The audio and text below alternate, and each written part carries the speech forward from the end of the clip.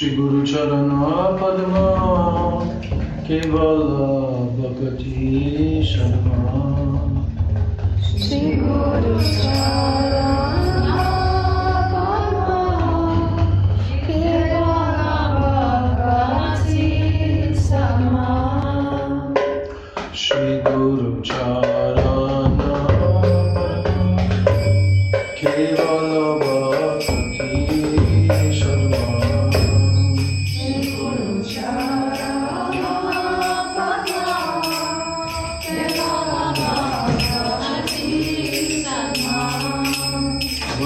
Vandamoi Savadhana Nate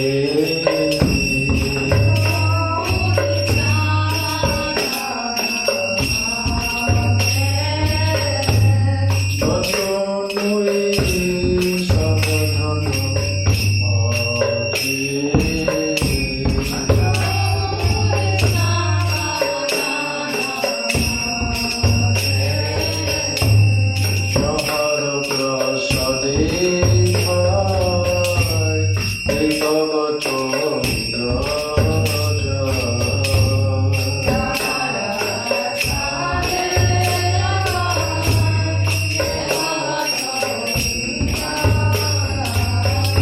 Krsna Prati Vaija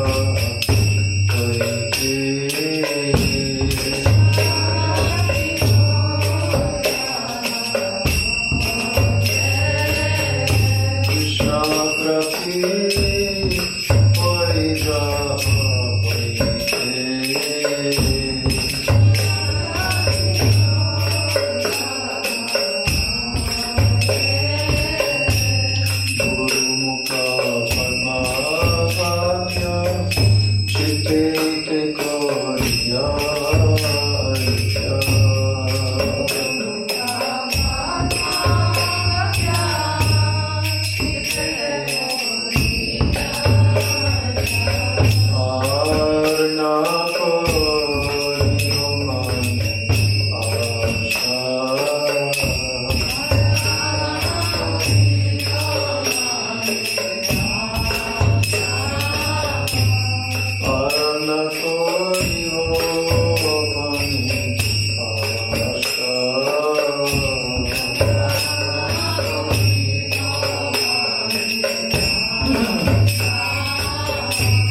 Shri Guru Charane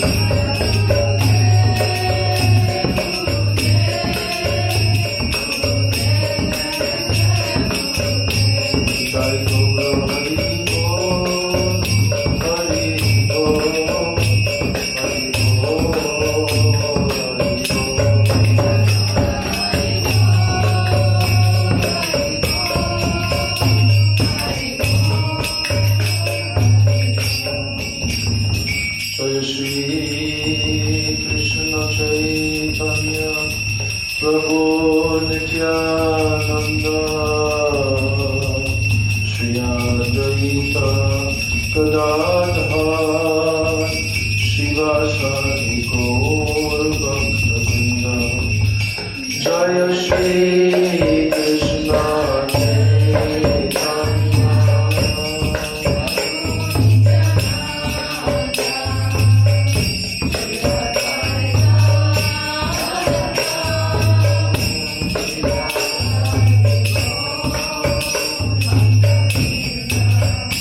Jaya Shri Krishna Chaitanya Prabhu Nityananda Shri Advaita Gadadhar Shivasari Gaura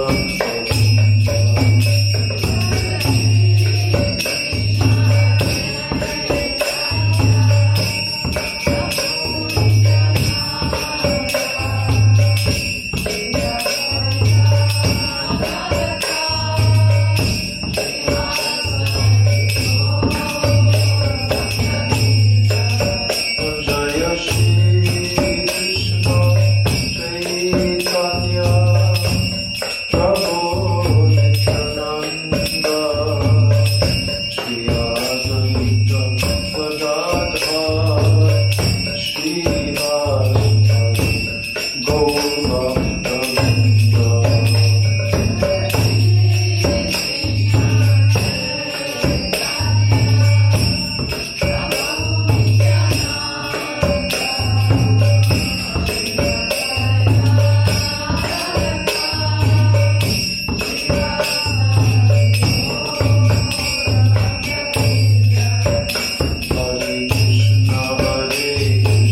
Hare Krishna Krishna Krishna Hare Hare Hare Rama Rama Rama Hare Hare Hare Krishna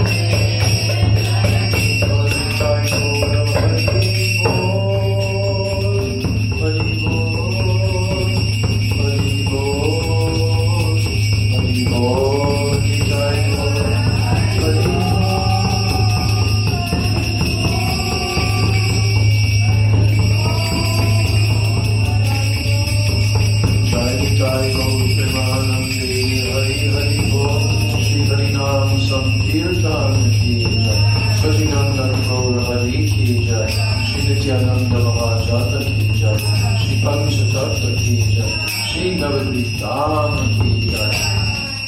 Ananta Koti Vaishnava Vrinda ki jai, Samagata Gaur Bhakta Vrinda ki jai, Nitai Gaur Premanande.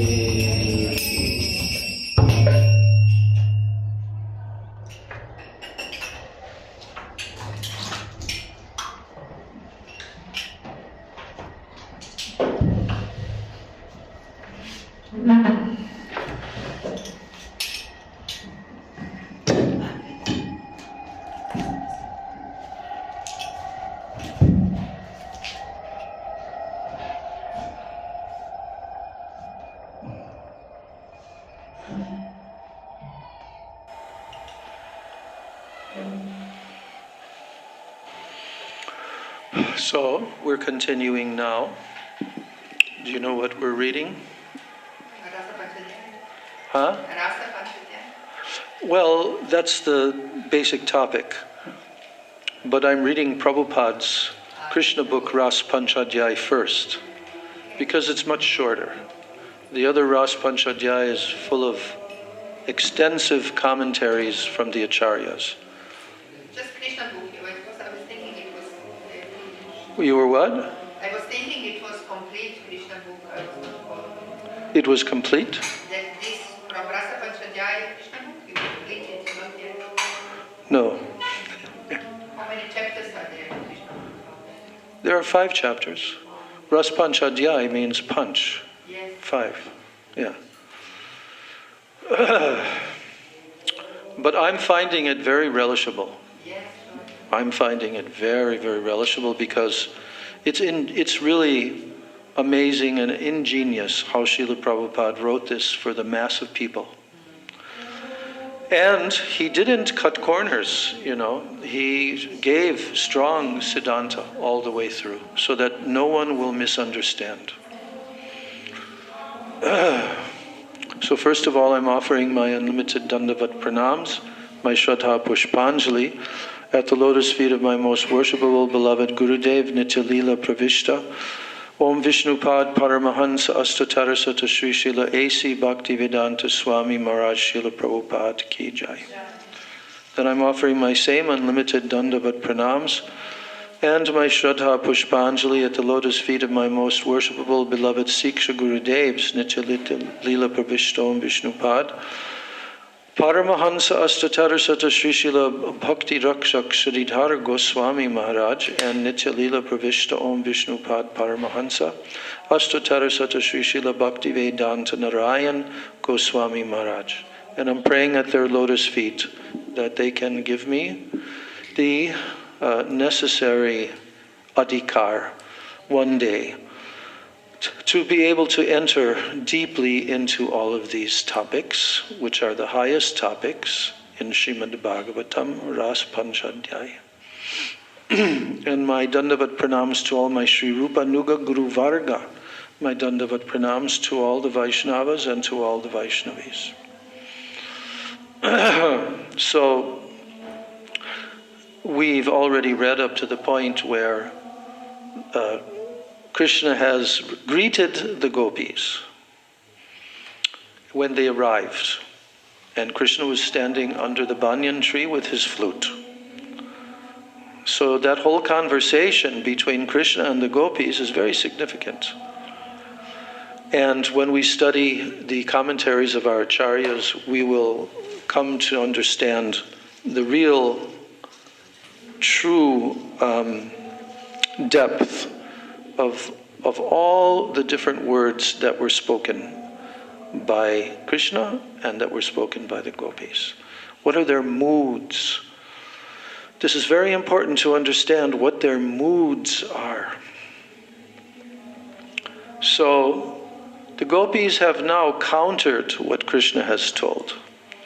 Because what did Krishna tell to the gopis? He said, you should go back home. He gave very many reasons why they should go back home. But the gopis didn't budge. And they stayed there. But their hearts were very, very pained by Krishna's words. And they told him so also. But their answer to Krishna is so sweet and wonderful because they're speaking very deep Siddhanta also, the gopis. They know the deepest Siddhanta. What is the deepest Siddhanta? That you should be completely surrendered to Krishna without any other ulterior motive. And there's no example. There's no other living entities who have showed the high example that the gopis have. Not in Goloka Vrindavan, not in Vaikuntha, not in the material world, nowhere. The gopis are the highest worshippers of Krishna. So the gopis said, the gopis told to Krishna, you should accept us, Krishna. Just like Lord Narayan accepts his devotees. There are many devotees of Lord Narayan who worship him for salvation, and he awards them salvation. So similarly, how can you reject us when we have no shelter other than your lotus feet? That is their statement, one of their statements. Then they continued, "Oh dear Krishna, you are the supreme instructor. You've just given us all these instructions. And you are the supreme instructor. There is no doubt about it. Your instructions to women to be faithful to their husbands and merciful to their children, or to take care of household affairs, to be obedient to the elder members of the family, all of these instructions are surely just according to the tenets of the Shastras." So the gopis are telling, yes, Krishna, we understand. You are speaking the truth that is in full agreement with all Shastric knowledge. But, the gopis said, we know that one may perfectly observe all these instructions of the Shastras by simply doing what? By simply keeping oneself under the protection of your lotus feet. Then you're automatically observing all the instructions of the Shastras. Our husbands, our friends, our family members, children, they are all dear and they are pleasing to us only why? Only because of your presence. For you are the super soul of all living creatures. And without your presence, one is worthless. So when you leave the body, then the body immediately dies.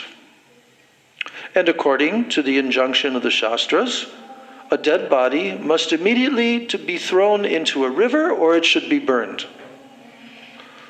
Therefore, ultimately, you are the dearmost personality in this world. And by placing our faith and love in your personality, we are assured of never being bereft of husband, of friends, sons, or daughters.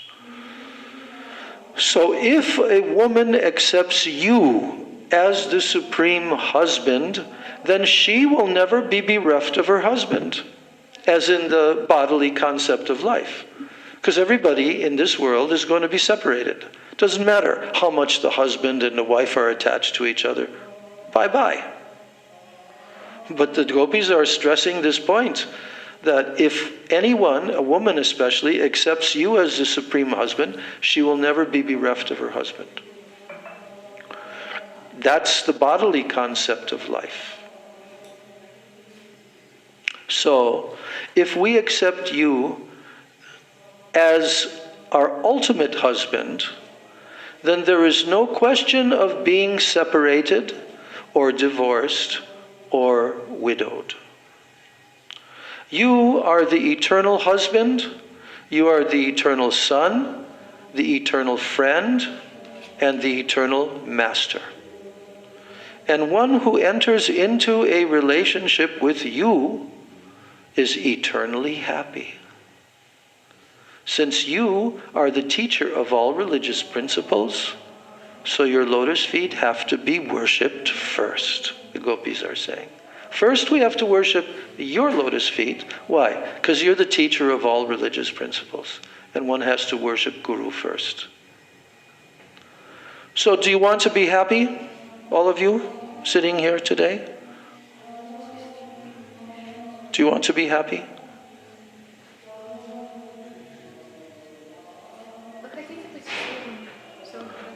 You have to translate what I'm saying. I'm asking a question to them. Because I found your text long video before. Okay, but I'm talking now. I'm asking everyone, do you all want to be happy?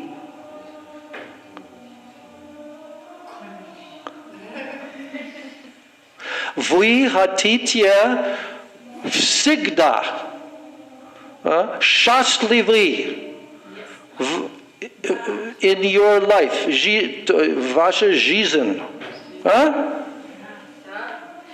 You don't want to be unhappy? Come on. You don't want to be unhappy?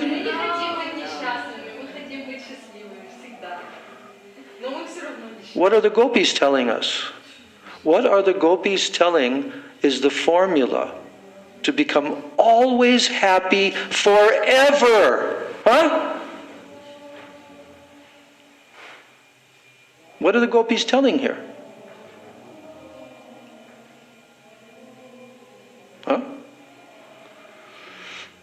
Yes.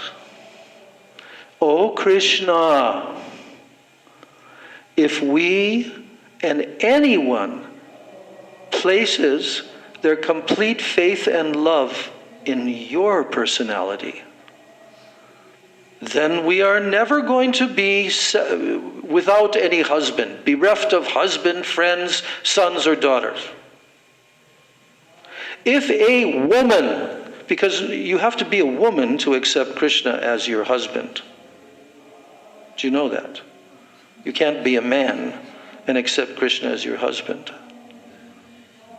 But actually, this is not talking about this body. No, because we are not this body. We are the Atma. And in relation to Krishna, every Jivatma is what is called Prakriti, feminine. We are energy. We are not the energetic source. So we are meant to be subordinate to Krishna and to have a relationship of serving Krishna. But we can have different rasas. That exists. Shantaras, Dasyaras, Sakyaras, Vatsalyaras, Madhuryaras. Of these, Madhurya Ras is the topmost. But how can a person who's in a male body right now in this world accept Krishna as his supreme or her supreme beloved? How is that possible? Yes, it's possible. Why? Because you have to become self-realized. You have to realize that you're not this body. And your natural emotions of love should always be directed to Krishna. And the more that we hear about the mood of the gopis from Srimad Bhagavatam, this is the essence of the Srimad Bhagavatam, then we will develop our attraction to Krishna as the gopis are attracted to Krishna. This is the line of Chaitanya Mahaprabhu. The line of Chaitanya Mahaprabhu is what? To serve eternally the lotus feet of Srimati Radharani in the association of the gopis. This is what is our ultimate goal and our ultimate destination. So the gopis are telling to Krishna, then if we accept you, Krishna, as our ultimate husband, then there is no question of being separated, divorced, or widowed. You are the eternal husband, eternal son, eternal friend, eternal master. And anyone who enters into a relationship with you, anyone, I'm repeating again, anyone who enters into a relationship with you, Krishna, they will be eternally happy. That's why I'm asking all of you, do you want to be eternally happy? Yes, and you can be if you enter into this relationship with Krishna. Now, according to the Shastras, the worship of the Guru or the Acharya should be done. Right? So, who is the Acharya and the Guru of all Acharyas? That is Krishna. So the gopis are saying, according to the Shastras, we must worship your lotus feet first. This is the first principle. And then they say, in the Bhagavad Gita, so the gopis are quoting Bhagavad Gita. This is the speciality of Prabhupada's Krishna book. Because the gopis are not saying in the Bhagavad Gita it says to Krishna. They're not saying that. But Prabhupada is telling it. Why? Because he is giving tremendous amount of authority to what the people are reading here. Okay? And the Bhagavad Gita is always the topmost authority, because Krishna himself has spoken it. So the gopis are saying that in the Bhagavad Gita, O Krishna, it is stated there very clearly that you are the only enjoyer. There is no other enjoyer in this world except for you. Do you know that verse in the Bhagavad Gita? Bhoktaram yagya tapasam. Bhokta means enjoyer. So Krishna is stating at the end of the 5th chapter, Bhoktaram yagya tapasam. I am the enjoyer of everyone's what? Yagya, sacrifices, and tapasam, means tapasyas. A person may not be sitting down and doing a fire yagya, but they may be going to their work, they may be going to their job. They have to do sacrifice in life, isn't it? That's called sacrifice. Huh? They have to sacrifice their time, their energy, all of this. But Krishna says, I am the bhokta. I am the enjoyer of everyone's yagya, their sacrifices, and their tapasya. Does everyone undergo tapasya? Yes. Not that there's making a vrat, I'm going to only take milk or this or that. No. Tapasya means hardship. Hardship. You do things that are difficult and hard, pain, causing pain to the body or whatever. Right? But you tolerate this. This is called tapasya. For what purpose? To attain something very great. Tapasya. So all throughout Bhagavad Gita, Krishna is talking about yagya and tapasya and dan, giving in charity and so forth. These are religious principles. But Krishna is also telling everyone that you should understand that I am the only enjoyer of everyone's activities, of their yagya, their tapasya. So, and also in the Bhagavad Gita you say that you are the only proprietor. Proprietor means who owns everything. This whole world, not only this earth planet, all the stars and all the galaxies, all the suns and moons, and the entire creation is Krishna's energy. It comes from Him. It belongs to Him. because it's his energy. So therefore, he is the supreme owner and he is the supreme controller. So, Bhuktaram Yagya Tapasam Sarvaloka Maheshwaram. I am the Maheshwar. I am the supreme controller of all demigods, of all planets. And then Krishna also says, Suhridam Sarva Bhutanam. This one verse is a very essential verse in Bhagavad Gita. Because Krishna is telling, if you do these three things, you'll be happy. If you know me in these three ways, then you will be very peaceful. And by becoming peaceful, you become very happy.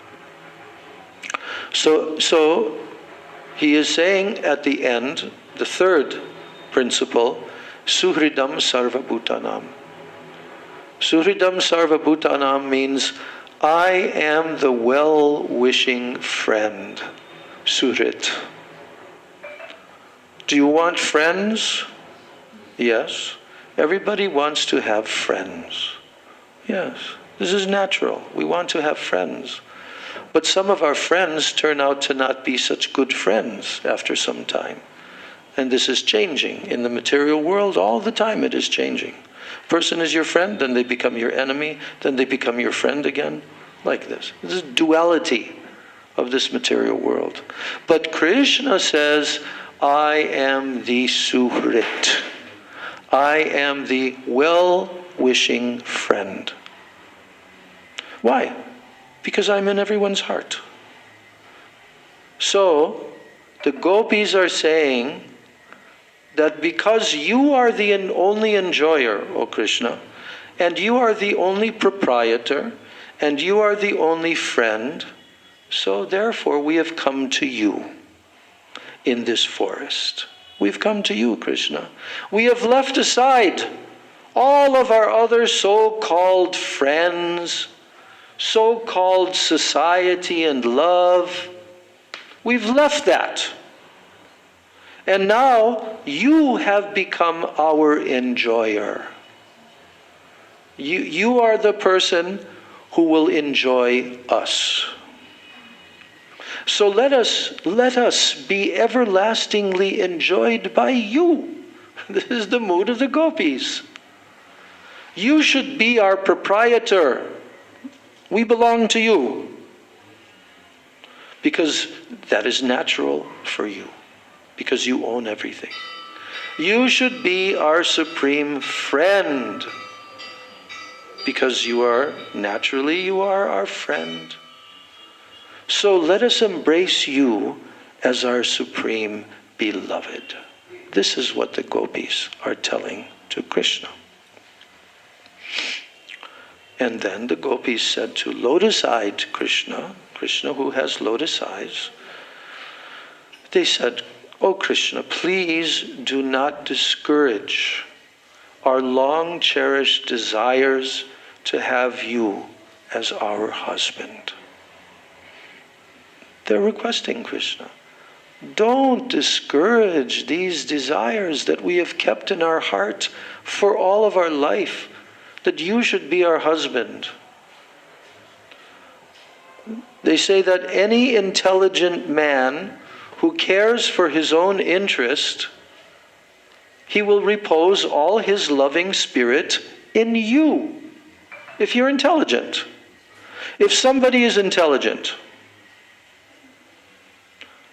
what is the proof that they are intelligent? That they will give all of their love and affection to Krishna. Yes. So, that is what is called the self-interest. Everyone is interested in their own self. So in the Sanskrit, this is called self-interest. So who is the goal of everyone's self-interest? Because we do things for ourselves, don't we? Every one of us is doing so many things for our own self-interest, to benefit ourselves. That's why we live in this world, to benefit ourselves.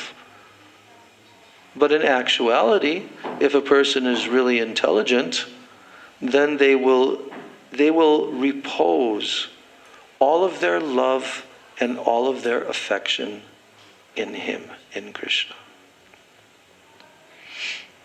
But persons who are misled by the external energy, they want to be satisfied by false conceptions. What do? They try to enjoy themselves apart from you, separately from you, O Krishna. That's because they're misled by the external energy. So the so-called husband, or so-called friend, or son, daughter, father, mother, all of these, you know what they're sources of? This is a very important point here. They're sources of misery.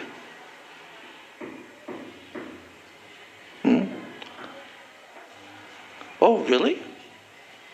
Well, then how come I always want? That's because you don't want Krishna as your supreme friend. If you have Krishna as your supreme friend, your supreme husband and all, like this, you will never be unhappy. But if you try to give all of your affection to all these other personalities, they are the sources of misery, of suffering. Yeah. They're the sources of suffering. No one in this material world can become happy by having a so-called father or mother or husband, son, daughter, friend. No one can become happy in this material world. So why are the gopis speaking so much about this topic to Krishna?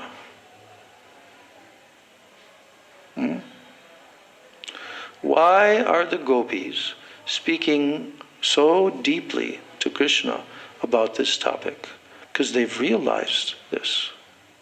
They've fully realized that Krishna is the only beloved. And whatever temporary attachments that they have to their so-called husbands and family members and all, ultimately that will never make them happy. The gopis have realized fully that Krishna is the only beloved. So, now there are a few examples here about this point, that no one in this material world is made happy by having so-called father, mother, husband, all of this. So here's an example. The father and the mother in this world, they're supposed to protect the children. That's what they're expected to do. Is that correct or not? Is that correct? Это правда или нет? The parents in this material world, they're supposed to protect their children, right?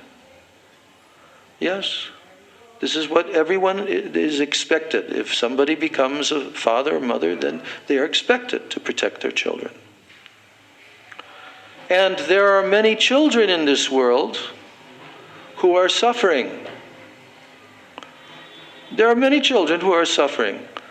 They don't even have enough food or enough shelter.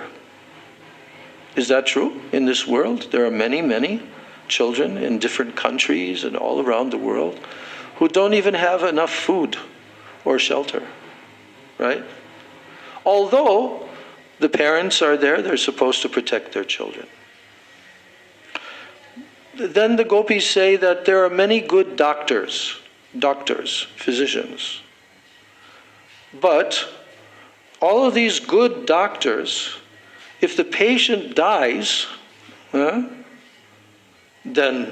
can the doctor bring him back to life? Huh? Can the doctor bring that patient back to life? They have died? No, never. So, there are so many different types of protection. But if a person is doomed, meaning that this is their destiny, they have to suffer. They have to suffer. Then none of this protection can help in this world. If that is their karma, they are doomed to suffer. Then no amount of protectors or protection can help them.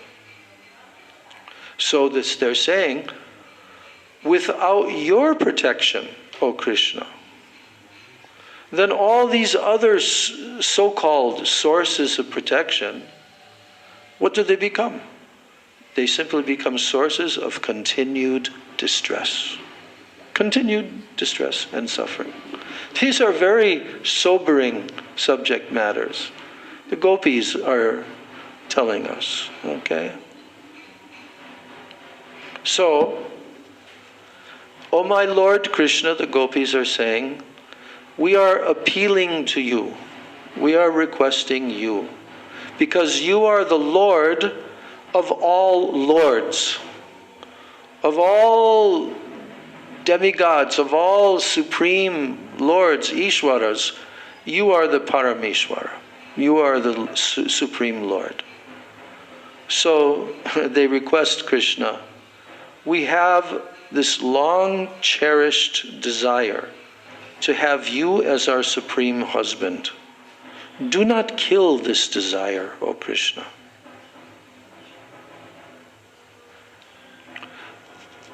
So then the gopis say, Oh dear Krishna, we are women, and as women, yes, we are certainly satisfied when our hearts are engaged in the activities of family affairs as women. You see the place where I'm reading from? Huh? Achyuta. You have the same place where I'm reading from? You're following along? Okay. Yes. So, the gopis are saying, yes, we are women, and it is quite natural for women to be very happy taking care of their household affairs. Okay? That is natural for women. And all the activities of our families. So our hearts we are satisfied when we are engaged in the activities of our family affairs. But our hearts have already been stolen by you, Krishna. This is the thing. Our hearts have been stolen by you, Krishna. So therefore we can no longer engage our hearts in these family affairs. And besides that, although you have repeatedly asked us to return home, you have just told us that. And that is very appropriate instructions to give to us. But unfortunately, we have been stunned here. You know this word, stunned? What's your word in Russian? Prikovany. Huh? You know Russian also? Something, Croatian. Yes. So they're telling Krishna that you have told us to return home, and that's okay, but unfortunately, we have been stunned here. We can't move. Our legs don't move. We're stunned. Our legs have no power to move a single step away from your lotus feet. No. And therefore, if even at your request we return home, then what shall we do there? If we return home, what will we do? Because we've lost all of our ability to act without you.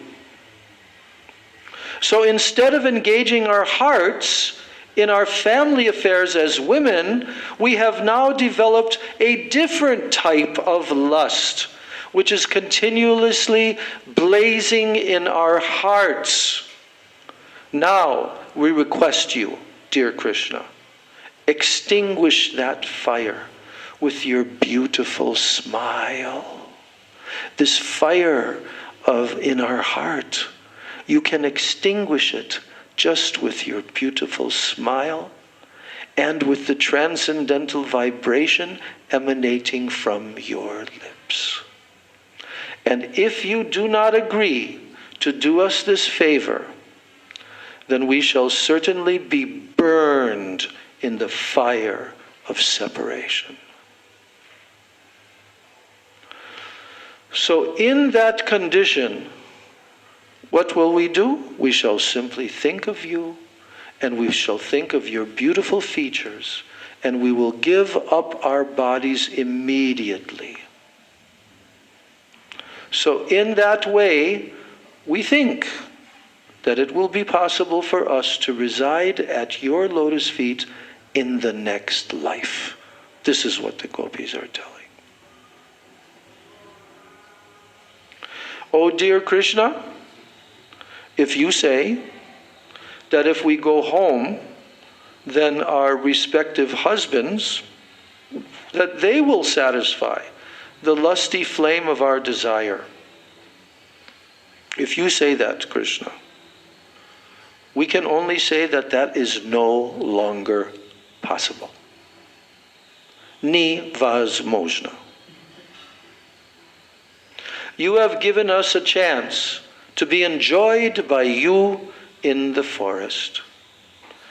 And you have touched our breasts once in the past, which we accepted as a blessing, as does the goddess of fortune, who are enjoyed in the Vaikuntha lokas by you.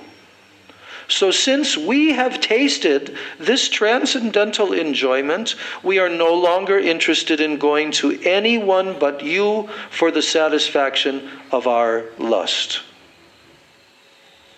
Oh dear Krishna, the lotus feet of the goddess of fortune, they are always worshipped by the demigods.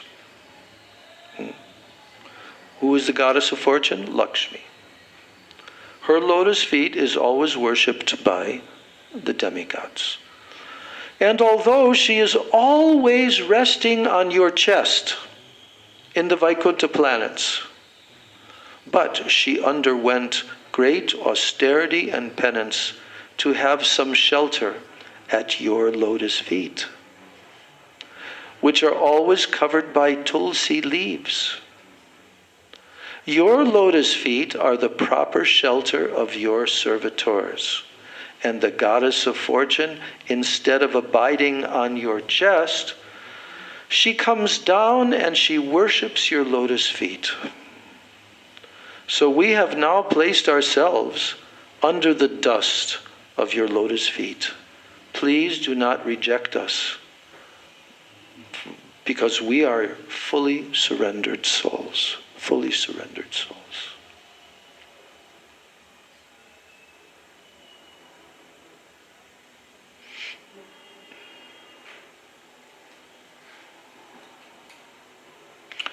Oh dear Krishna, what is your name that you are known by? Krishna has a name that he is known by. It's called Hari. Oh dear Krishna, you are known as Hari. What does that mean? You destroy all the miseries of all living entities, specifically of those who have left their homes, they have left their family attachment, and they have completely taken shelter of you. So we have left our homes. with the hope that we shall completely devote and dedicate our lives to your service. We are simply begging to be engaged as your servants. We do not wish to ask you to accept us as your wives. No, we're not asking you for that. Simply accept us as your maid servants.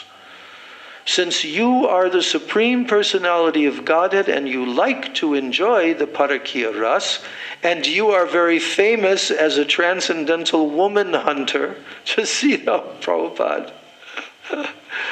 Because you are all of this, we have come to satisfy your transcendental desires, O Krishna.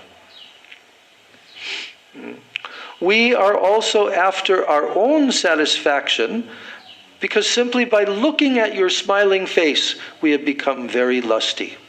We have come before you decorated with all ornaments and dress, but until you embrace us, then all our garments and our beautiful features remain incomplete. You are the Supreme Person, and if you complete our dressing attempt, because you are called the Purusha Bhushana, you are the male ornament.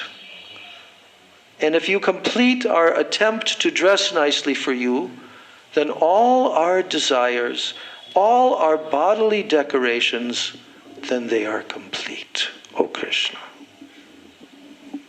So, dear Krishna, we have simply been captivated by seeing you with tilak, with your earrings, by seeing your beautiful face covered with scattered hair and bearing your extraordinary smile. Not only that, but we are also attracted by your arms, which always give assurance to the surrendered souls. And although we are also attracted by your chest, which is always embraced by the goddess of fortune, but we do not wish to take her position. No, she's there. So we shall simply be satisfied by being your maid servants. And if you accuse us, O Krishna, of encouraging prostitution,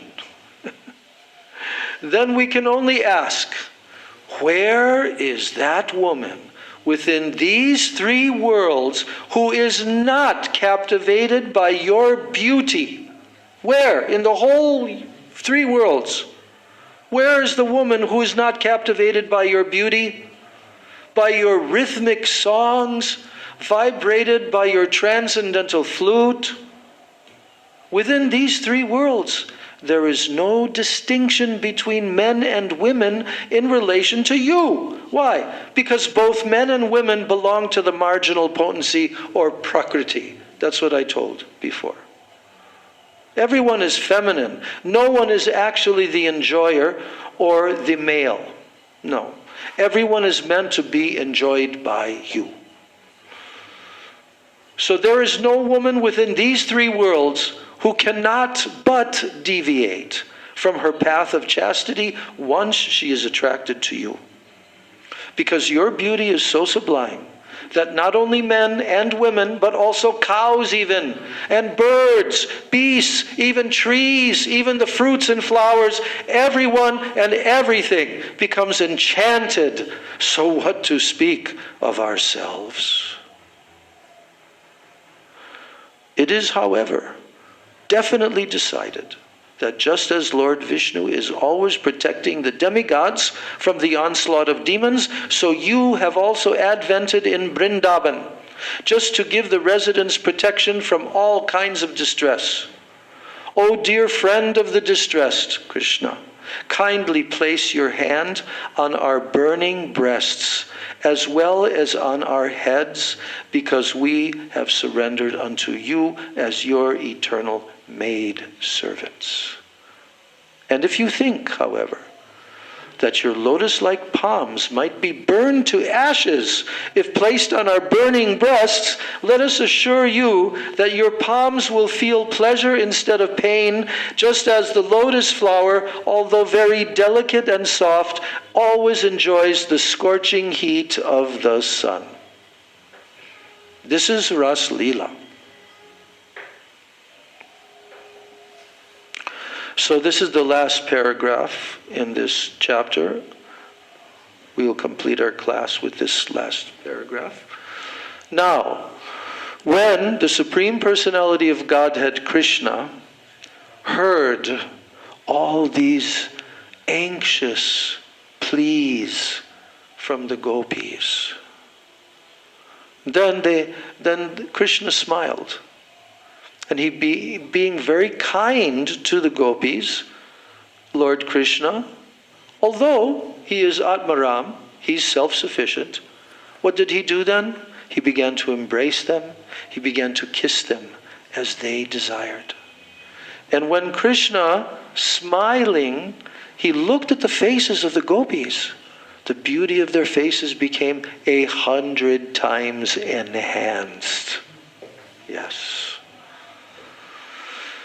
When he was enjoying them in their midst, then he appeared just like the full moon surrounded by millions of shining stars. And thus, the Supreme Personality of Godhead, surrounded by hundreds of gopis and decorated with a flower garland of many colors, he began to wander within the Vrindavan forest, sometimes singing to himself, and sometimes singing with the gopis. And in this way the Lord and the gopis reached the cool sandy bank of the Yamuna, where there were lilies and lotus flowers.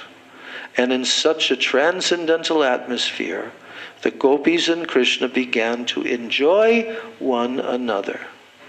So while they were walking on the bank of the Yamuna, Krishna would sometimes put his arms around a gopi's head, or her breast, or her waist, and then pinching one another, and joking and looking at one another, they enjoyed. And when Krishna touched the bodies of the gopis, their lust to embrace him increased. They all enjoyed these pastimes.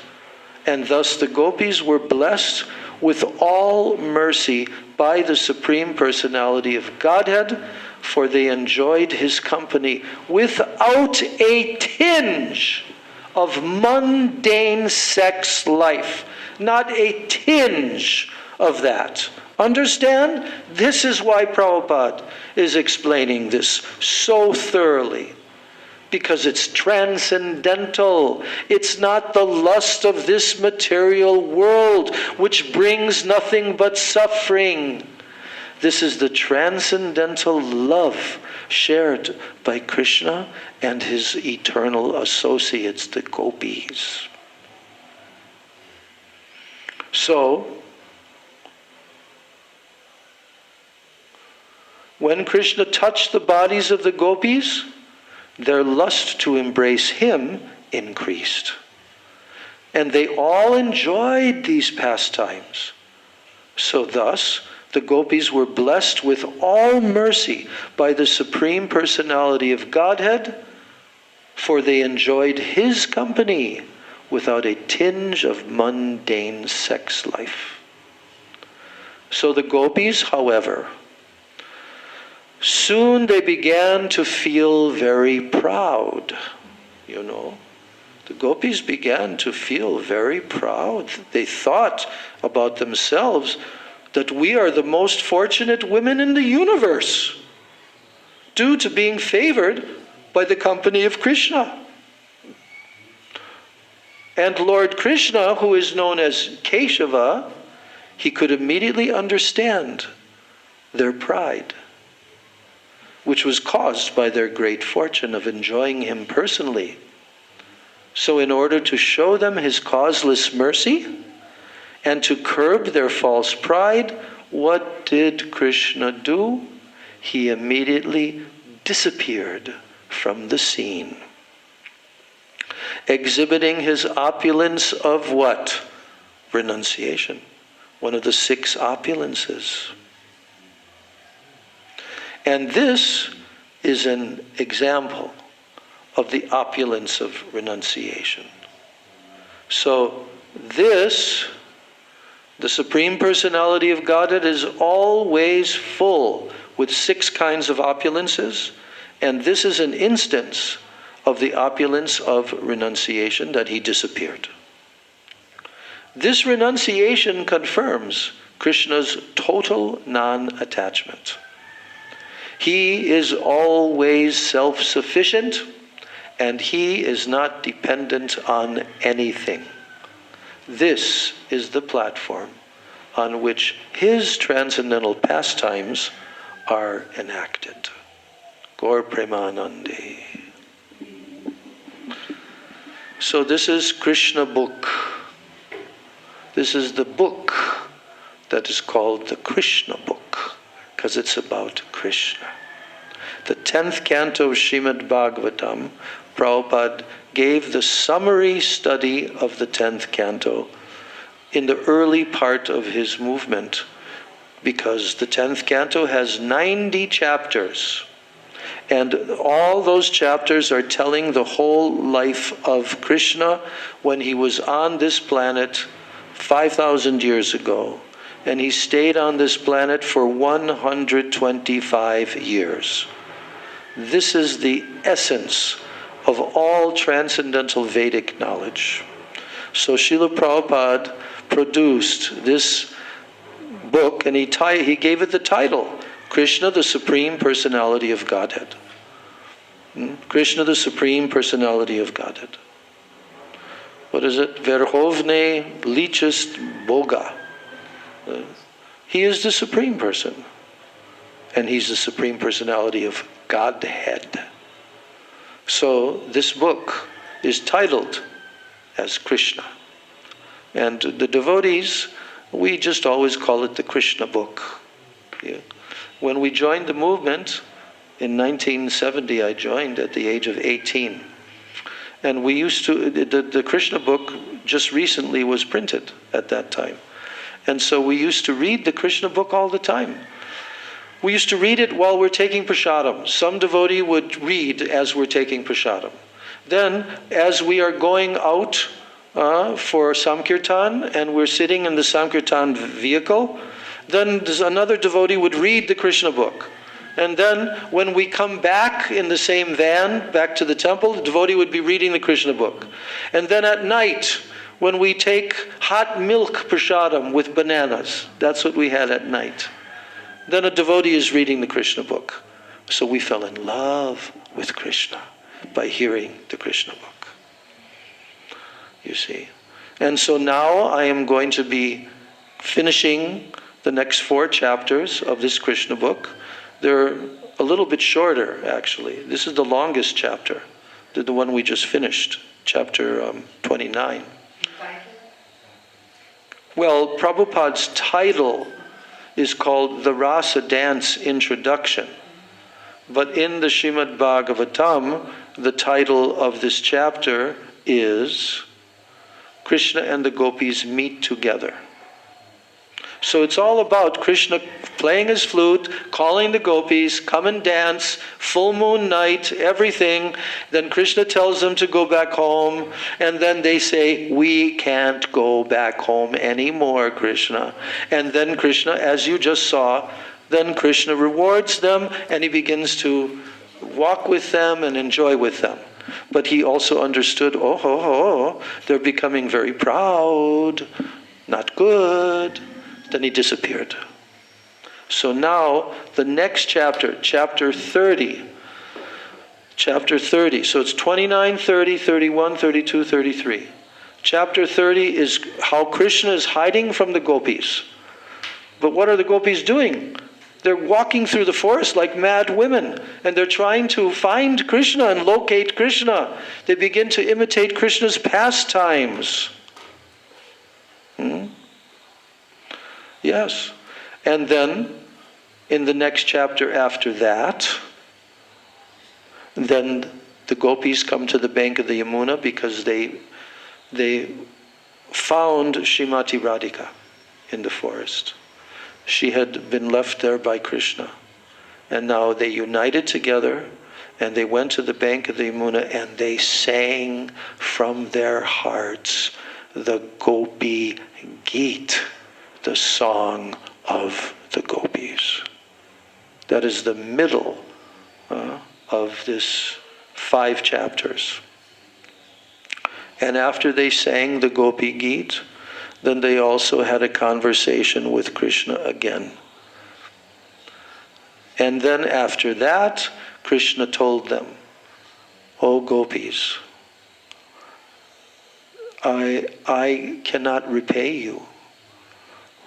What you have given to me, I cannot reciprocate. I cannot repay you. Even if I had the life of Lord Brahma, I could not repay you." You see. And Krishna never told that to anyone. Krishna never told those words, that I cannot repay you, to any other personality, ever. So then the description of the actual rasa dance comes in the 33rd chapter. And so that completes the narration, but then at the end of that, Maharaj Parikshit asks questions to Shukadeva Goswami. And those are very wonderful discussion that they have at that time. So this is the Ras Panchadhyay. We are reading this. We are feeling that our human form of life is successful, that we can have such beautiful discussions. So we will continue in our next class, which will be on Thursday. Today is Tuesday. Our next class will be on Thursday. And then the next class after that will be on Saturday. The next Ekadasi is just around the corner. Yes, it's on Friday, Putrada Ekadasi. But we'll have our next class on Thursday. And then on Saturday also, the day after Ekadasi, we'll have our next class. That Ekadasi breakfast time on that day is from sunrise until 7:43 a.m., a little bit shorter. Okay, and then we will continue in the month of January. Gaur Premanande. Jai Granthra Srimad Bhagavatam Ki Jai. 10th Canto Srimad Bhagavatam Ki Jai. Dyesit Skanda Srimad Bhagavatam Ki Jai. Ananta Koti Vaishnav Vrinda Ki Jai. Samagata Gaur Bhakta Vrinda Ki Jai. Nitai Gaur Premanande. Hare Krishna, Krishna Krishna, Hare Hare, Hare Rama, Rama Rama, Hare Hare, Hare Krishna, Krishna.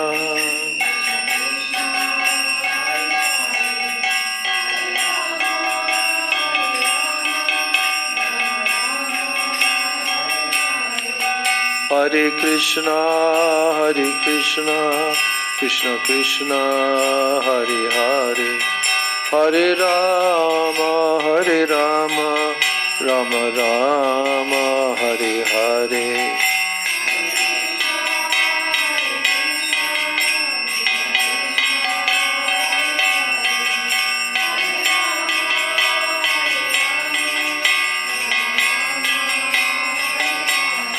Hare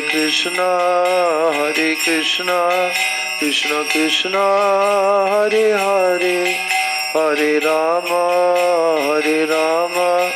Rama Rama, Hare Hare, Hare Krishna.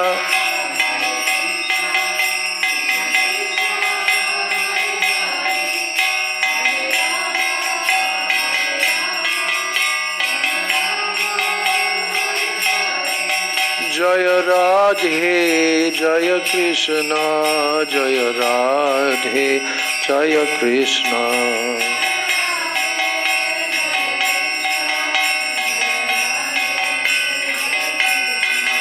Jaya Radhe, Jaya Krishna, Jaya Radhe, Jaya Krishna.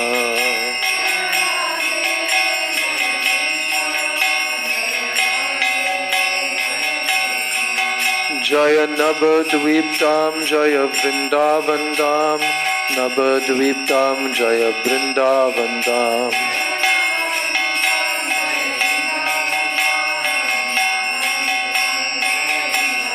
Oh Jaya Navadwip Dham, Jaya Vrindavan Dham, Navadwip Dham, Jaya Vrindavan Dham.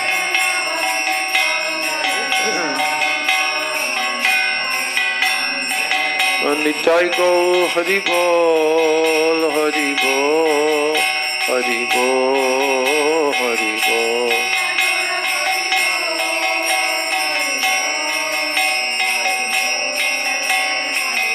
Nitai Gaur Hari Bol, Hari Bol, Hari Bol, Hari Bol.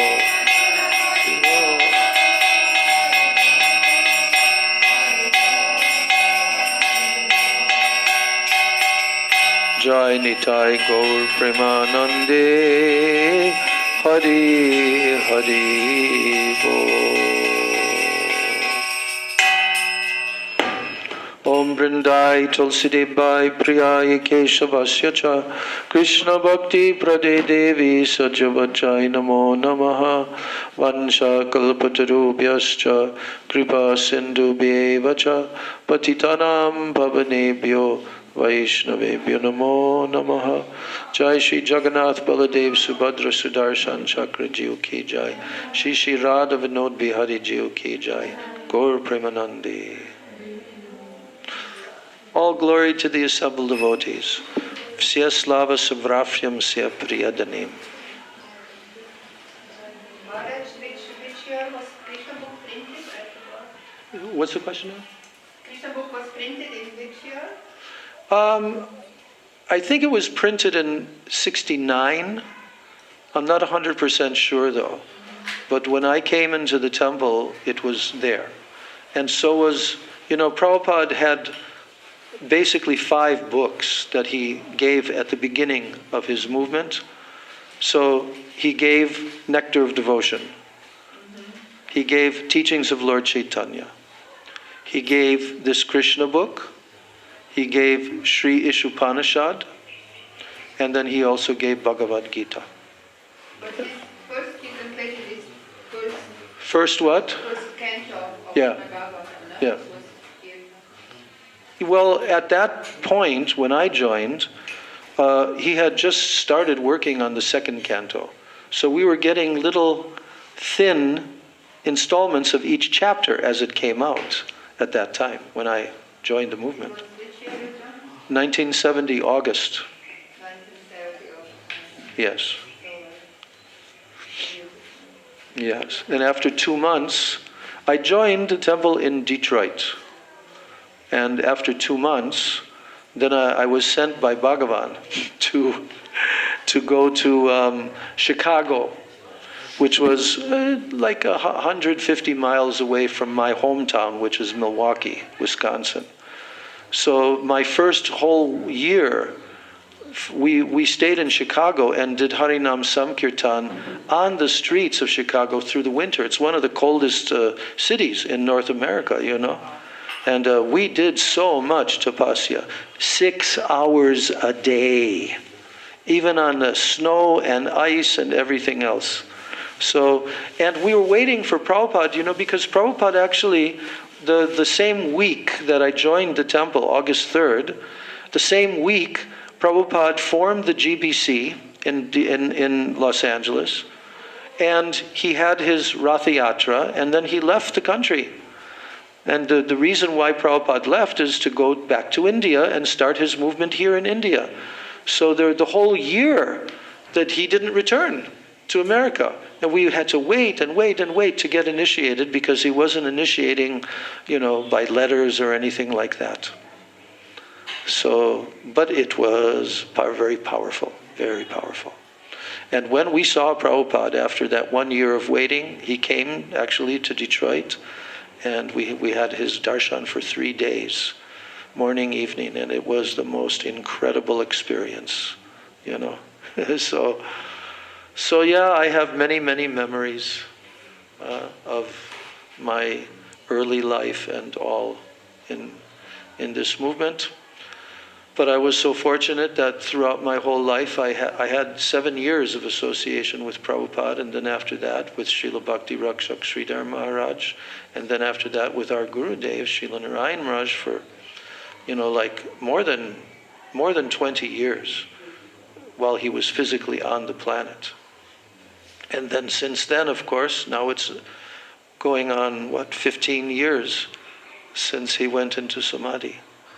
So I've always had this protection and this shelter of the pure Vaishnavas. Yes. And you was in Puri when he was Yes, when Gurudev, I was there in Puri with him for at least a month before he departed. And then on that morning, it was 3 a.m., but I didn't find out till 4 a.m. when Nak came and said Gurudev had left. And then we went upstairs. 3 a.m. departure. Yes, his departure was at 3 a.m. and there was only small, I don't exactly know, but there was at least 3 devotees in the room with Gurudev. And then at 4 a.m., then a knock came on my door. We were staying in the room just below Gurudev's room.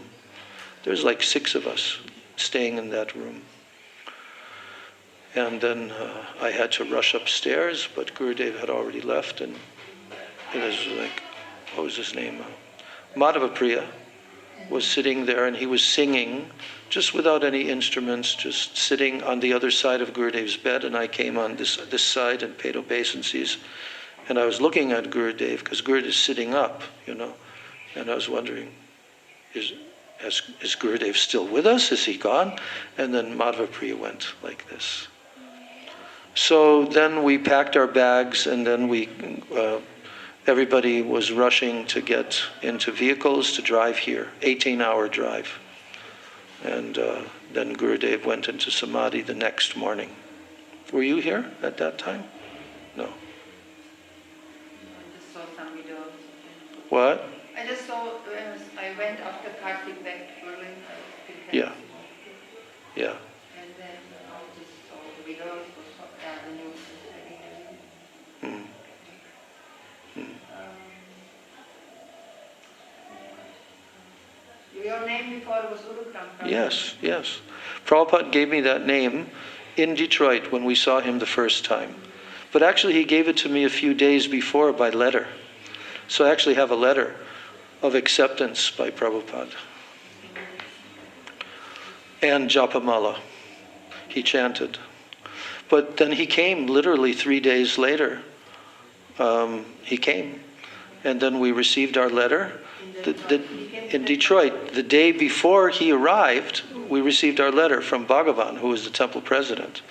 And our Japamala. Bhagavan was in Chicago? No, he was in Detroit. He had started a few different temples in this what's called the Midwest area, 3-4 different temples there. He started those, and he started them maybe about a year before I joined in Detroit, like that. So he was also very new at that time. But then from Chicago you came to Detroit to see Prabhupada. Say that again? Because you was sent to Chicago. Yes. We hitchhiked from Chicago to Detroit. I went with a godbrother who also had been waiting for the whole year. There were 2 brahmacharis who were also with me in that temple. And we all were waiting for Prabhupada. And later they got initiated, as I did, in Detroit when Prabhupada came. And they were given the names Paramahansa and Paribrajakacharya. And I was given the name Urukram. This is the name of Vamanadev, not? Yes, it's one of his names. Because the name Urukrama is in this shloka, the famous shloka that Mahaprabhu explained in many different ways, is called the Atmaram shloka in Srimad Bhagavatam. And so the name Urukrama is the name used there. So when Prabhupada wrote in my letter, he said, I've given you the spiritual name Urukrama Das Brahmachari. Then he said, Urukrama is a name of Krishna, and it means one whose activities are very glorious. But there are multiple meanings, because Uru means very great. And Krama means your activities.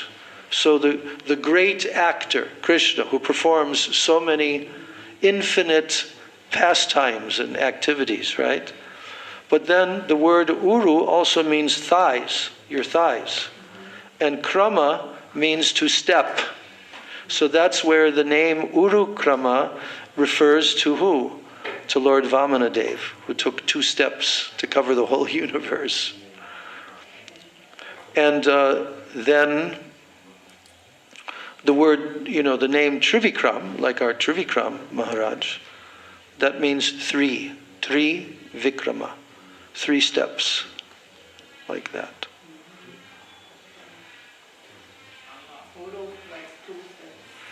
Uru means great step. One who takes very big steps. Uru Krama. And you went to this Rath Yatra in Los Angeles? He was there when Prabhupada? No. We were there only in Detroit. Prabhupada, not Los Angeles, in San Francisco. This famous where the video, like Prabhupada's throwing flowers? No, that's earlier. That's the first Rath Yatra in San Francisco. That was in 1967, I think. And then in 68, they built the first Rath Yatra cart, Jayananda Prabhu built. And then in 69, then they had the first full Rath Yatra with 3 carts. And this is the one in 1970. But there's very famous photos of Srila Prabhupada. Famous photos, because when Prabhupada arrived at the Golden Gate Park where they're going to start the Rath Yatra, then Prabhupada began dancing with the kirtan. And a big circle of devotees surrounded Prabhupada, and he did the most amazing dancing. He was jumping up and down, and he just by himself. And there are beautiful photos taken of that. I wish there was video of that. You was there? No. That's the one just before he left the country. He went to that Rath Yatra, and after that, he left. And there was a group of about 30 or 40 disciples who were also requested that they should come. Prabhupada told that from different areas he wanted at least 30 or 40 disciples to come, and they're the ones that traveled with Prabhupada for almost a whole year. From 1970 till 71, right here in India. They traveled all around, and they simply did kirtan, And that's how Prabhupada started his movement in India. And he started his life membership program, to make life members and all of that. What year did you join? Oh, I joined 1990. 1990. Okay. Yes. Okay. I received the book of Swami Prabhupada maybe when I was 13. My mother bought it on the street. I was just looking at photos and little bit reading, not so much reading, I was still like this. But I liked very much.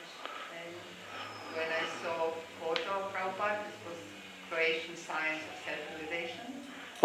Then I said, I finally found my master.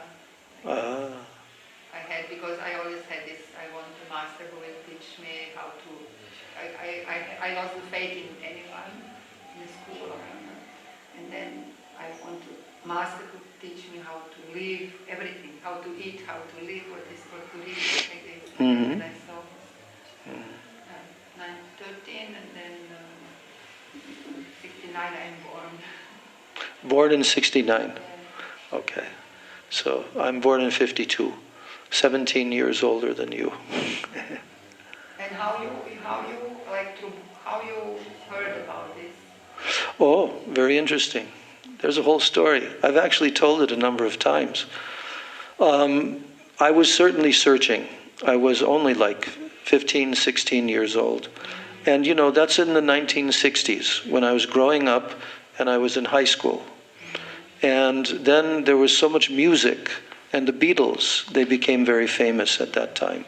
So everyone, all of my generation, everyone was following the Beatles. And then the song was one of the Beatles, John Lennon, he wrote this song in which the words Hare Krishna are there. And the name of the song is a very strange song. It's called I Am the Walrus.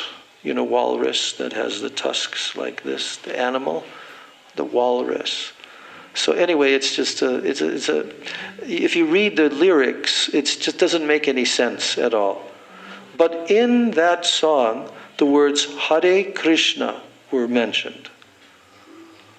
And then I began to think, what is that? So then, you know, Maharishi, he was in the West preaching transcendental meditation, all of that. So I read his book, and you know, I was searching, and then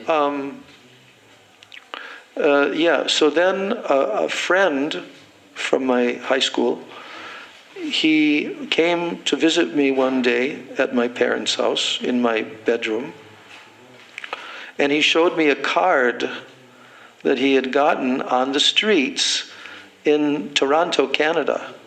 He had gone there it was not far from my city. And he said, yeah, I was walking down the street one day and this girl ran up to me. And with a big smile on her face, she gave me this card. And she said, come to our Sunday love feast. And she went running down the street. And he handed me the card. For Detroit Temple. What? For the Detroit Temple. Yeah, it had, on one side of the card, it had the invitation, come to the Sunday feast at this address, Sri Sri Radha Krishna temple, like that. But on the other side of the card, it had the following words. It said, please chant this transcendental sound vibration. Hare Krishna, Krishna Krishna, Hare Hare, Hare Rama, Rama Rama, Hare Hare. And your life will be sublime, it said at the bottom. And when I saw that, because I was already familiar with transcendental meditation and this and that, you know, and when I saw that, I became, wow. I said to my friend, wow, we should do this. We should do this. We should chant this sound vibration. And he said, I'm not going to do that. I said, why? Why not? It says here that if you do it, then your life will become sublime. He says, I'm not going to do it. You do it, and then you tell me what happens to you. So I began chanting. I didn't know the meaning, nothing. And I began chanting. And I used to play guitar, just self-taught guitar. And so I used to sit in my room after school sometimes, and I would just play some melody and sing Hare Krishna with it. And so I did that for some time, a few weeks. Each day, maybe 5 minutes, I would sing like that. And then it was time for me to graduate from my high school. And just before that graduation, there was a big rock music festival that was a couple of 100 miles away. And so my group of friends, we all decided to go there to that festival. This was 1970. And you've heard of the Woodstock Festival, of course, because I was at your house where we went to the Poland Woodstock Festival in 2010, remember? Yeah. Yes, with Shoti Maharaj and... but I was at the original Woodstock Festival the year before, in 1969. And so I was very much into music and all of that, and all these different rock groups, and now they were having these rock festivals. And so it was like the summertime, people, all over the country, they were having different festivals. And they were copying almost the same way that the Woodstock Festival. It was just on a big farm. Then they put up a stage and like... No, in New York, the original one, yeah. So when I went to that rock festival in Illinois, just south of Chicago, then that's where I first met the devotee. I met the devotees there. And that's a whole description of how I met them, how I felt when I first talked with this first devotee. And he gave me a couple of magazines that had pictures on the cover, very beautiful, Radha and Krishna. And, I was asking him some questions. I've told this story, it's also recorded in more detail, but that was my first experience. I also saw the devotees up on stage in the early morning of the next day, because people stayed up like late into the evening with all the different rock groups. And then they were just sleeping, with sleeping bags on the ground here and there. And then the devotees were up on stage and they were chanting. And that's the first time I saw them as a group. And then they announced at the end of that they're giving a free breakfast of vegetarian food. So, there was a big van, and inside the van there were devotees that were making up paper plates to give to the people.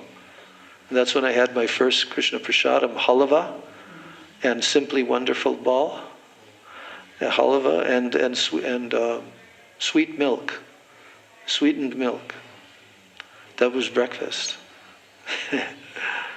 So I came back to my city quite excited about that I've met these people and all of that. But it was another couple of months, because I went traveling with a friend. We decided to hitchhike all over the country and to go to other festivals. I went to 4 festivals, one after the other. And at each festival, the devotees were there. At each festival, I saw the devotees. So at the final festival, I was already, at that point, I was convinced I have to learn about these people, and I have to visit them and go to their temple. So that's what I ended up doing. And I was just about to turn 18 years old, because when you're 18 years old, then you're independent adult, legally. So my birthday was 10 days away from the day that I moved into the temple. But I just left home, like I came back to my house, my parents' house, and I saw my father. My mother was already, she had left with her sister to go driving in our state and go for like a vacation. And so my father was there, and he was not happy that I was turning into what he considered to be a hippie and this and that. So anyway, the next morning, and I didn't have any money, but I had the address of the temple in Detroit, and I called on the phone one of my friends who had a job, and I said, hey, listen, I need some money. So I'm going to fly on an airplane to Detroit. I'd never been on an airplane before. And so I need some money. And so he came, and I said, I'll sell to you my whole collection of music, record albums, And you just give me $80 or $100, something like that. And so then I bought my ticket, and I got a taxi car, and I did not inform my parents. I had already been gone for 1 month traveling. Now I came back, and the very next day I left. And went to... Huh? Then I stayed there in the Detroit temple and became a devotee and never left. So yeah, I mean, it's a long story, detailed story, but I was very fortunate. Krishna had given me some very good impressions from previous life, So for me, it was completely natural. Even being, my family were following Christianity because my grandparents had come from Germany and Russia. My grandmother and grandfather, my grandfather's from Russia. And at the end of the First World War, they met each other. He was in a prisoner of war camp on the border of Poland and Germany, actually. And then they were released at the end of the First World War. And then he got together with my grandmother, they were talking to each other through the fence. And they were the ladies who were working the fields. And so that's how they came together. German grandmother, Russian grandfather. So they got together and they started to live there, and my father and his brother were born there. But they realized that they want to go to the New World. So my grandfather walked all the way back to the Moscow region because it was very dangerous. Stalin was killing all the returning soldiers at that time. So he went on this journey, which was like 1,000 miles from there, And he walked at night, so he would not be found. And he slept in the trees during the day and ate just potatoes, whatever he could find in the farmers' fields. And he went to see his parents for the last time. And after that, then receiving their blessings, then he walked all the way back. This was your grandfather. father. Yeah. Your grandfather then went to America. Yes, my grandfather and grandmother, along with my father and his brother. They were about 5 years old. And then they went on the ship to America. And because my grandfather had a lot of contacts who had also gone, Russian contacts who had gone to Milwaukee, my city. Milwaukee, near to Chicago. It's like on the big Great Lakes, Michigan. And that's where he settled. And it was a very difficult time. It was like the Depression. And he had to just take any factory job, this, that. But I grew up next to my grandparents' house. And we had an extended family. And so my grandmother was Christian, and my grandfather was Russian Orthodox.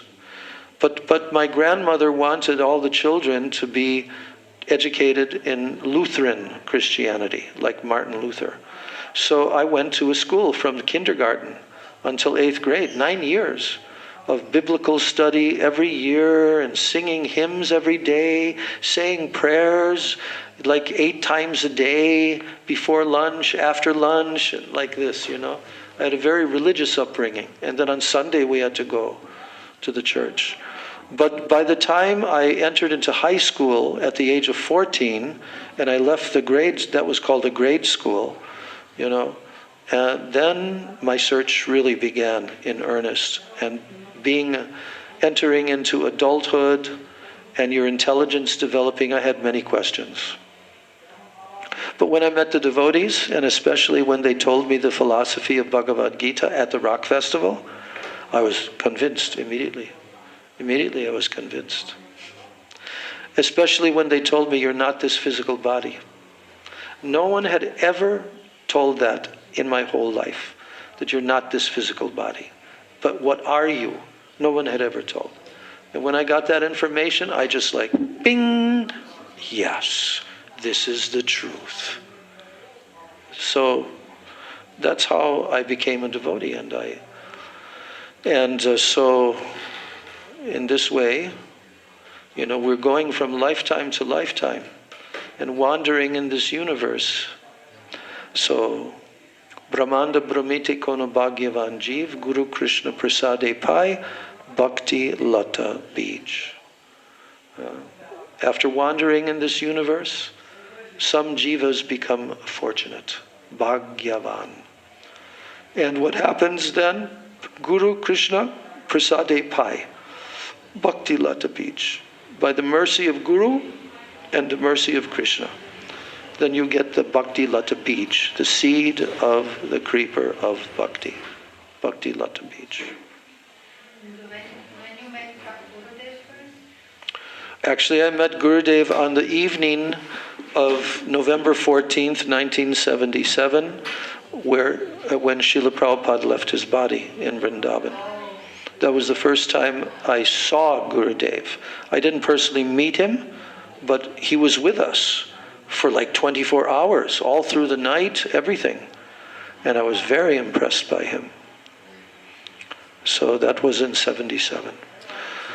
And, there's the whole history of how I met Srila Bhakti Rakshak Sridhar Maharaj, personally met him in 1979, and now I came under his guidance. And then in 1984, when I was in England, Bhagavan kicked me out of the movement because I wanted to go to be with Srila Sridhar Maharaj. 84? 84, in England, at the manor. And from that point, now I was independent, and I was completely under the shelter of Srila Bhakti Rakshak Sridhar Maharaj. I hadn't yet met Gurudev, but one of my godbrothers, Pran Kishore, he did meet Gurudev in the early 1980s. And so through him, I also became connected more and more with Srila Narayan Maharaj. And in 1988, which is 11 years after, in 1988, then I came here to Chaitanya Saraswat Mat. Actually, I came to India to give a donation to build Rup Sanatan temple that had been collected by my godbrother, about $6,000. And I exchanged that. Although he was not yet by Gurudev, you gave a donation. No, I hadn't met Gurudev personally. I had seen him a couple of times, but not met him. And now through Pran Kishore was collecting money to build that temple. And he was sending it to India, but in those days it had to physically be brought to India. And I'm the one that taught Pran Kishore how to make money by selling these pictures, these oil paintings, And then he did that for the next couple of years, from 86 till 88.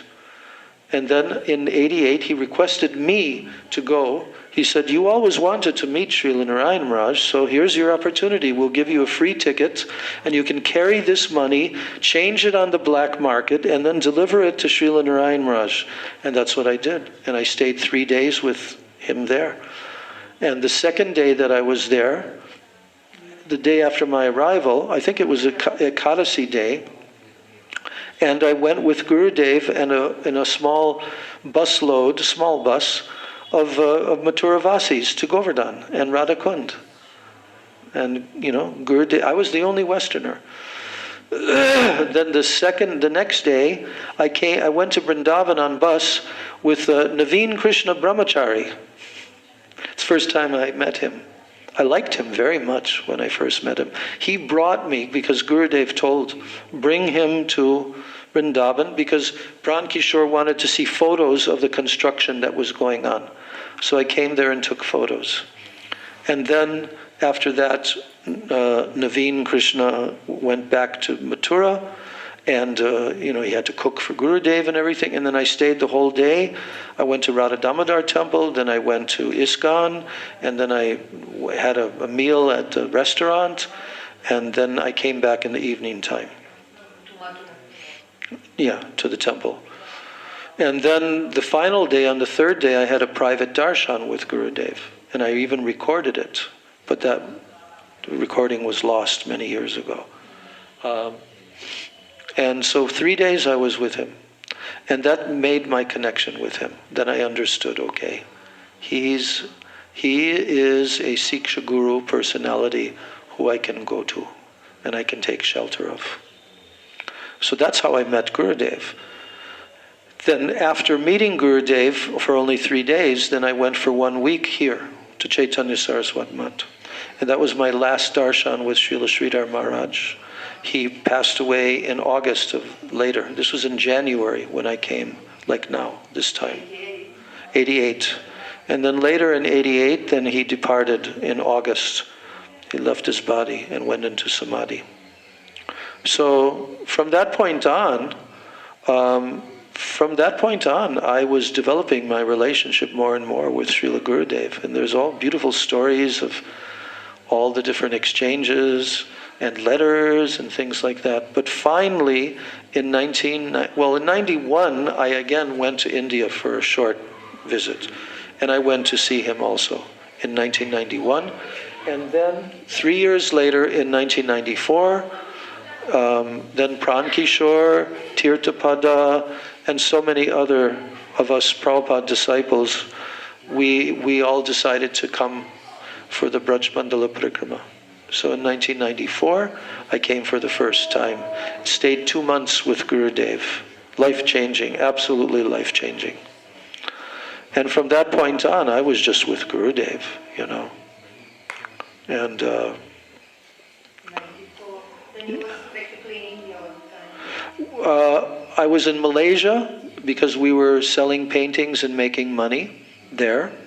And then we would go back and forth. And then literally about a year later, then Gurudev began to travel to the West. And so from that point, 96, then I was with Gurudev. All everywhere. You went also this first in 96 to Holland with him? No. That first tour, I was in America arranging for his West Coast tour. So he went to Holland and then he went to... You were there with him at that time? I came to Gurudev. I was from Kingston from 90 to... I think I met Gurudev when he was 99. He was in Berlin. When was he in Berlin? In Saravana, his place. Oh, okay. I met him first time. Oh, okay. I don't know, was this 99, June 98? Okay. So you were like 9 years in ISKCON, right? Yeah. But the first time he came to Berlin, then he changed everything. Right. Yeah, so, but from the first tour, then, on the West Coast, I helped to organize that tour with Kasturi Didi. You know Kasturi? Oh. We were organizing where Gurudev would go on the California, on the West Coast, and so we went with him on that leg of the tour. First he was in Holland, then he went to England, and then he came to Houston, Texas. And after that he came and flew to Los Angeles. And I was the one that organized the actual tour, where he would stay, all of that. And it was amazing. Completely amazing tour to be with Gurudev. And when we saw Gurudev the first time coming down the escalator at the airport, and Madhav Maharaj, of course he wasn't Madhav Maharaj then, but he was standing and holding Gurudev's, danda, and Gurudev was effulgent with his turban, and it was like seeing Prabhupada, actually. To see Gurudev in the West, coming down the elevator, and now the amazing first tour began. So, incredible to be with Gurudev. So after that first tour, then we, Pran Kishore and myself, eventually we went back to Malaysia, we continued making some money, and then we would come for Kartik, and then the next tour, and then the next tour after that, and it just became a whirlwind. Non-stop touring. 15 years. Non-stop. Until the moment when he came here into Samadhi. So... 15 years. Of touring, yeah. And he made 2 world tours per year, isn't it? Yes. It was like 32, they counted 32 different world tours. And I was with him a lot, but I was also given the task to open up Russia at that time. So in 1999, I went to Russia for the first time. And then the whole preaching mission began there. And in the year 2000, we brought Gurudev there. And then I also brought Nemi Maharaj, who was Gyanadas at the time. And then the whole pastime of Russian preaching began, So, huh? There was one, my godfather from ISKCON who was first with Gurudev, but then he left also. What was his name? Yashoda something, Yashoda. He was translating. He was, whose disciple was he? Suta's disciple before. Rohini Sutta. Yeah, okay. Yashoda something. But wait a minute, And he left. was he Russian? Yes, he was living in Mayapur, but then he somehow heard. I know that. Oh, was he, his name Yashoda Kumar? Yes. Yes, he was my translator. Yes. For 2 or 3 years. We traveled all around. Yeah, I know him. Unfortunately, he left. He left Gurudev. Yeah, There was he something with Devananda Bodhima, then he left Gurudev. yeah. Or at all, he left Krishna consciousness. No, I think he left his body many years ago. He had a serious kidney problems. Yeah, he had serious kidney problems. He was very nice. I liked him very much. Yeah. You know, but he became too much confused, you know. But my first translator, They confused because of the ISKCON and no ISKCON. it's a little bit different. Srila Bhakti Pramod Puri Maharaj had one book. You see, he became a little bit fanatical about rules and regulations, this Yashoda Kumar. Then he started finding fault in Gurudev. Then he was Gone. gradually. But He was good. He was first translator, yeah. no, he was not the first translator. The first one was another Russian devotee who also later left, and he took sannyas from Gurudev. His name, when we went to Russia the first time, he was a former disciple of Harikesh, okay? And then in 1999, he approached me here at the Gaur Purnima Navadwip Parikrama, and he said, you know, Harikesh is gone. I think that you're a senior disciple of Prabhupada and connected with, I think you should bring Narayan Maharaj to Russia. So I talked with Gurudev, and then eventually I was given this order to come to Russia for the first time in 1999. And it was around the month of May when I came and landed in Moscow for the first time.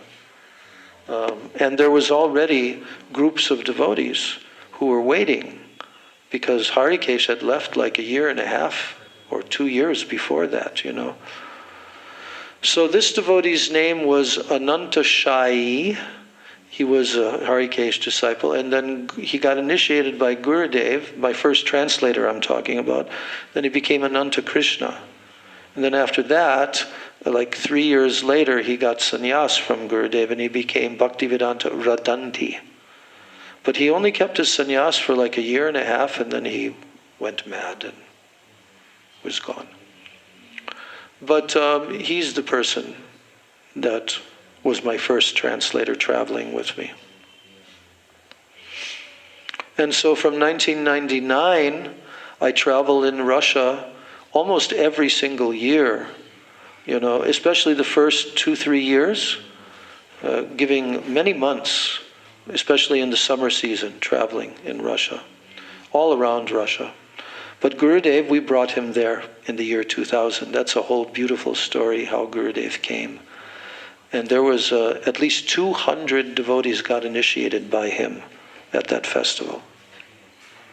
And the next year, 2001, again he came to the same rented resort place and again initiated another 200 disciples, you know. So now the whole Russian preaching mission of Srila Narayan Maharaj was in full swing. And then after that he came to Odessa in Ukraine twice. Twice he came. 2 different years he came there. Then he came also to Volgograd in 2004, and there was a festival. And I think the final festival was in 2010, just before he departed. He came in for the last time in 2010. So basically he visited 6 times. Yes. So anyway, from that first year of 1999 until probably a good 20 years, till 2019, every year I was going to Russia. But then I realized that now I can't travel as much. And then the COVID thing happened. And then I was stuck in America for 2 years there. Couldn't come back to India. So Where you stayed in Badger, where Gurudev had the Badger festivals. Nice, it was nice, huh? Nice? Well, I wasn't happy to be there. It's stuck there. No. But, for the situation, it was nice. I had my own, I still have my own van, my own vehicle. So I would drive down to the city, and I would maybe once a month or twice a month, I would go down to the nearest town. It takes 1 hour from the mountains, and I lived there. But Badger was not new for me because I was there when I was in household life from 1986 till 1990 for 4 years. I lived there. And I knew all the devotees in the community and so forth. But to be stuck there as a sannyasi for 2 years, anyway, I gave Harikatha every single night for 2 whole years, not every single night. Those who were in Russia at the time, they could also tune in on Facebook. But there was no Russian translation.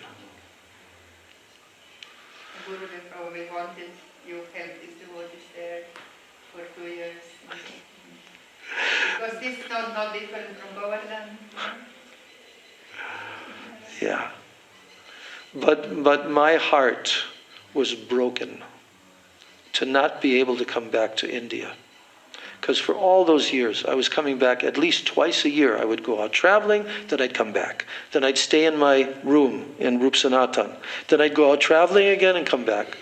But when I was stopped from coming back because of the COVID thing, and it took me 2 years to finally arrange for a ticket, for a new visa, all of that, new passport, and finally on Gaur Purnima, just 2 days before the beginning of the parikrama in 2022, then I came back. And now I'm not leaving. This is it. I'm here only. And I like it. I love to be here. I love to be here. And this is my place. But Krishna has a plan because what's going on in our Earth planet right now, all the politics and all the wars coming, big wars coming. Prabhupada had predicted this. Srila Vamana Maharaj predicted. So we'll see what will happen. But, now I'm 73, going on 73. And, most of my astrology readings have shown that I'll be maybe 80 or 81. We'll see, So, but I just want to be here. I have no desire to go anywhere else at all. I've already been all around the world so many times, And so now the younger ones, the younger preachers and sannyas, now it's their turn, So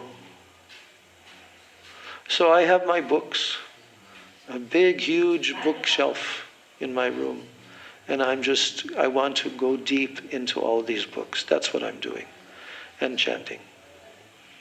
And so I go once a year to Braj, as you see, and I stay there for 6 weeks for Kartik.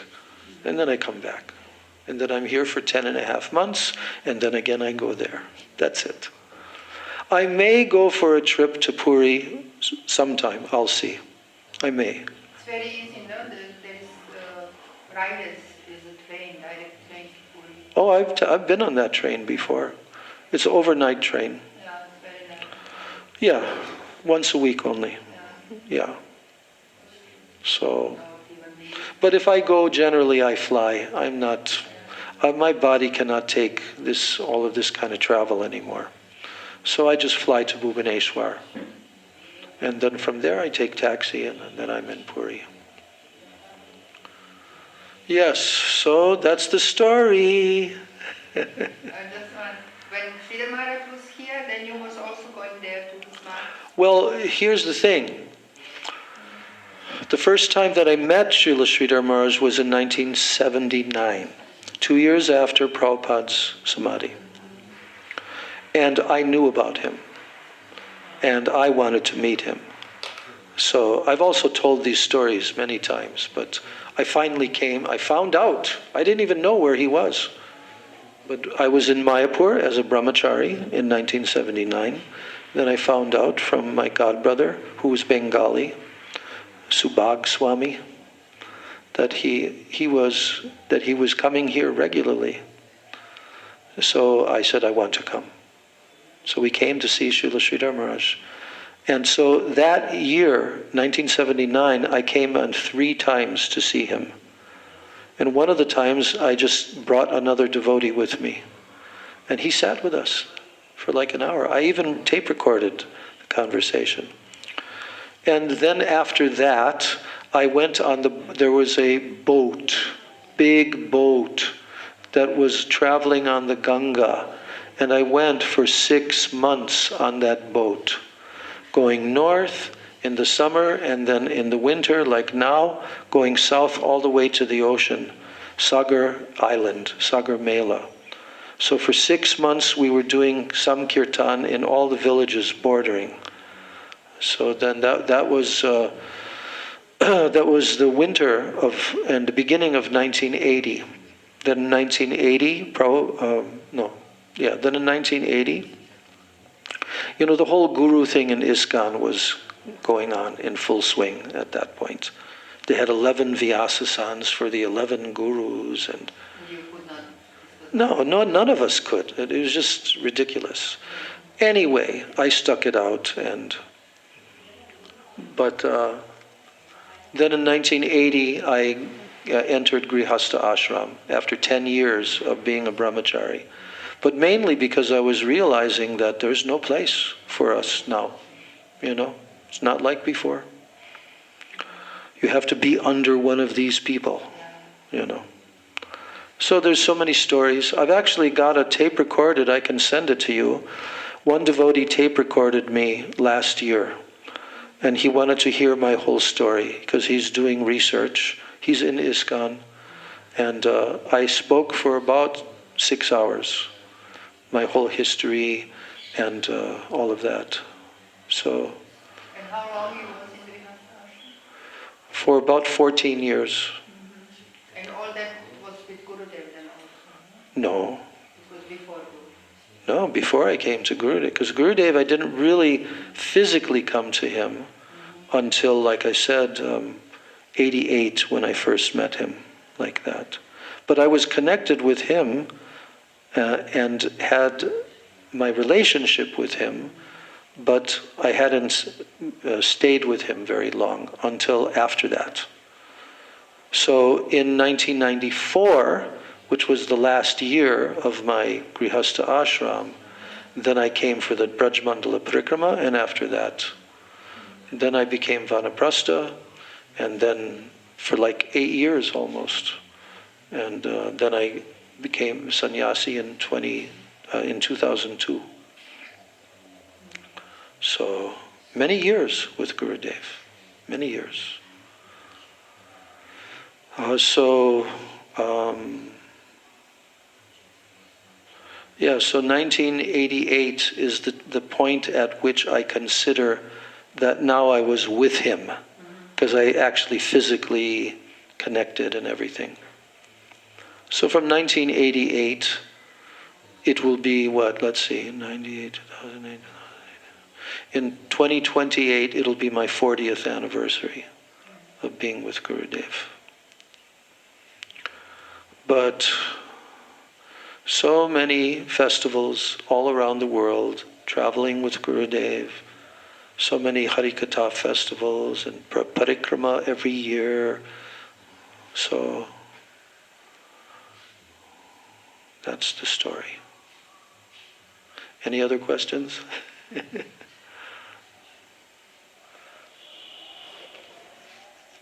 war is coming, you're telling me. Huh? The war is coming, you're telling me. At some point, for sure, it's coming. But devotees, we don't have to worry. We don't have to worry at all. Because whatever Krishna wants, it will be all good. If Krishna wants us to leave our body, okay, good. We go to the next one, and then we start doing a higher level of service, So, but the world, it will go through this period. It's very clearly, any good astrologer who's really a deep astrologer, they can see that this next 20 years means the whole world is changing, whole world. They have different, constellations and planetary alignments that are coming, which have not been seen for thousands of years. It hasn't been seen since thousands of years. So there are devotee astrologers, very good ones, like Patitapavana and his wife in Bulgaria. She's top-level astrologers. And they also saw it, and they are explaining, yes, it means whole world change, world change. When Srila Prabhupada was here, the first time I came to India was in 75. And Prabhupada, on the morning walks, he talked about the war. That was the first time Prabhupada brought up that subject. And he told that very soon a war will come.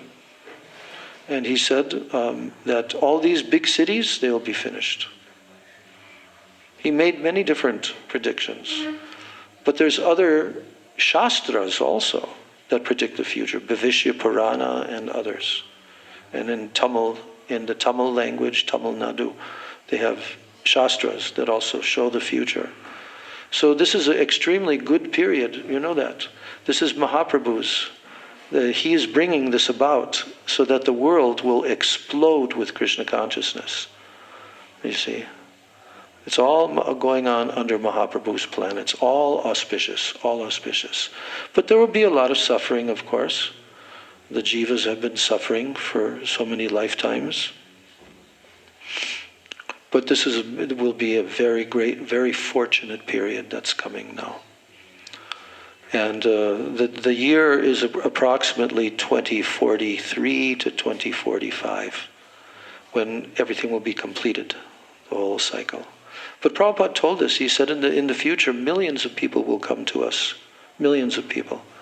And we will start all these self-sufficient, communities, growing our own food, doing all these things, and millions of people will come.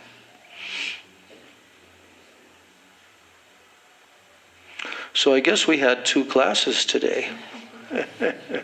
What is the time? Okay, 2:30.